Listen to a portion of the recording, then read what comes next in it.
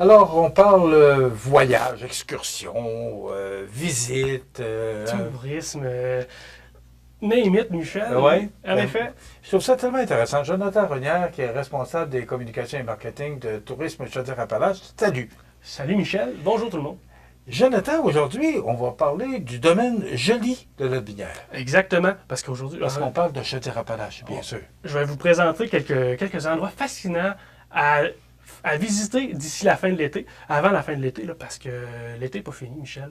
On a beau être la fin août. Oui, ça a un bon bout de fête, là, mais il en reste. Septembre est encore là, puis même début octobre. L'été est loin d'être fini. On a encore beaucoup de choses à faire, beaucoup de choses à voir. Et gênez-vous pas à sortir.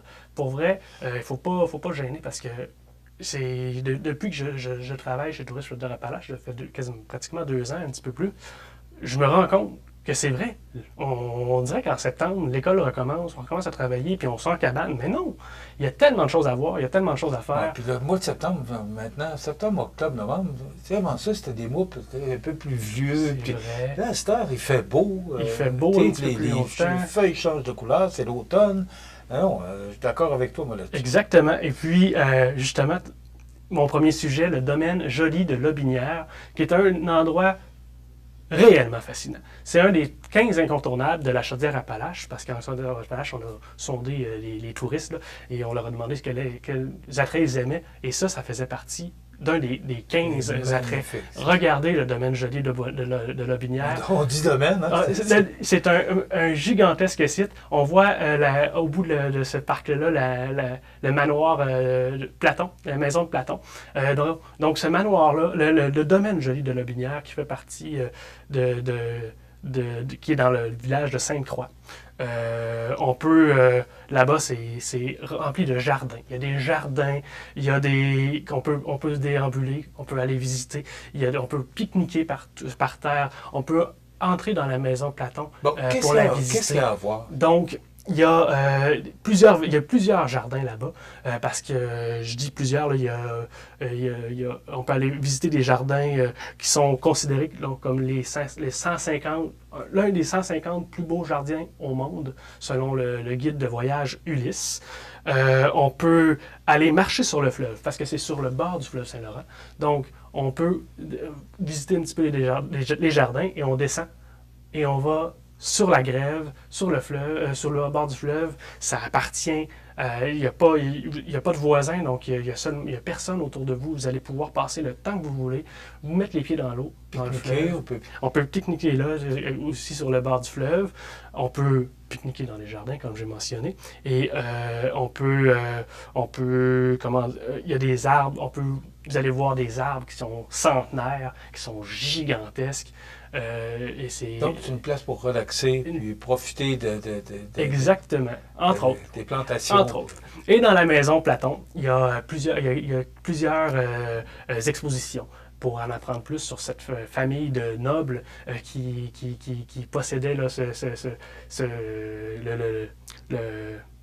le domaine et tout ce qui est la MRC de Lotbinière aujourd'hui. Donc, c'est à voir. Et aussi, depuis cette année, au domaine joli, il y a des événements qui font perpétuellement.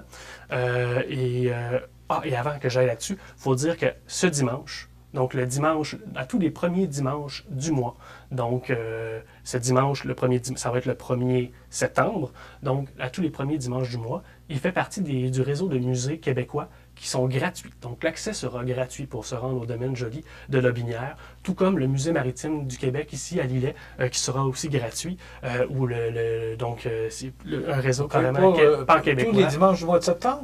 Tous les premiers dimanches du mois. Donc, le premier dimanche du mois. Okay. Premier dimanche du mois de juillet, du premier dimanche du mois de juin, juillet, août, septembre, octobre même. Donc, à l'année. J'en profite pour vous dire que ce dimanche, ce sera gratuit. Et vous allez pouvoir aller visiter les jardins, aller visiter la maison Platon tout au long de la journée. Aussi, c'est nouveau cette année, au domaine joli, il y a des événements. Donc, comme le jeudi festif. Donc, le 12 et le 26 septembre, il y aura un jeudi festif où on pourra déguster des alcools. Il y a un alcool un alcool vedette par événement. Donc, le 12 et le 26 septembre, c'est les jeudis festifs. Il y aura aussi des découvertes gourmandes le 21 septembre et le 26 octobre, donc des chefs invités qui vont venir visiter et qui vont venir vous faire découvrir des saveurs avec leur talent culinaire. OK. Donc, alors ça, c'est le domaine joli de Lotbinière. Exactement. Maintenant, on parle d'un autre joli domaine. Oh, c'est bon, hein? C'est la maison Alphonse Desjardins. Oui, donc la maison Alphonse Desjardins, on connaît la coop Desjardins. Desjardins et son fondateur est un gars de Lévis. Hein, ça a commencé à Lévis, tout ça. Donc, on peut aller visiter sa maison familiale. C'est à Lévis directement. C'est situé sur la rue Montmarie, qui est face à l'église Notre-Dame de la Victoire. Donc, c'est un beau site. Ça donne. J'apprends ça, moi. Je ne savais pas qu'on pouvait aller visiter la maison Alphonse Desjardins. Exactement. Ah, oui. Et c'est un musée qui est géré par justement par le mouvement Desjardins. Et puis, on peut aller visiter sa maison. On peut le faire seul, en audio guide. On arrive là-bas. C'est gratuit toujours. Hein, on arrive là-bas, c'est gratuit. Tout le temps. Et puis, on peut prendre les audio guides et faire la visite comme ça.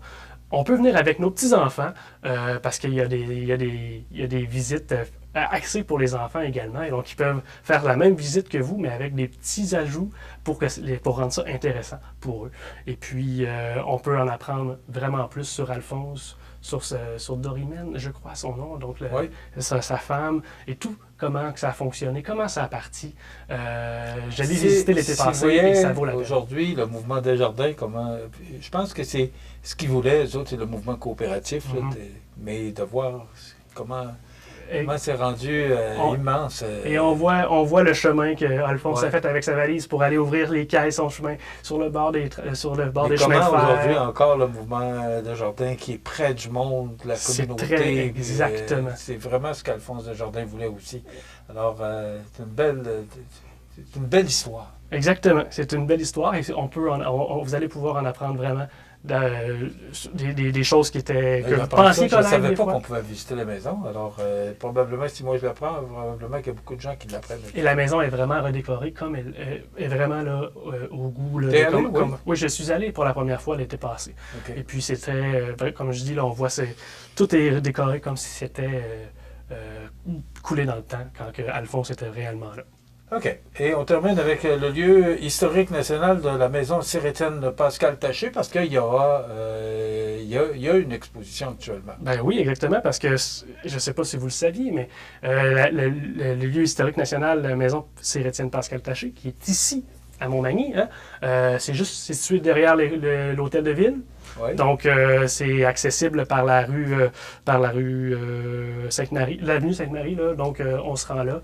Et vous allez voir, parce que Monsieur Taché, là, Pascal Taché, était un très influent homme au niveau du Parlement à Ottawa.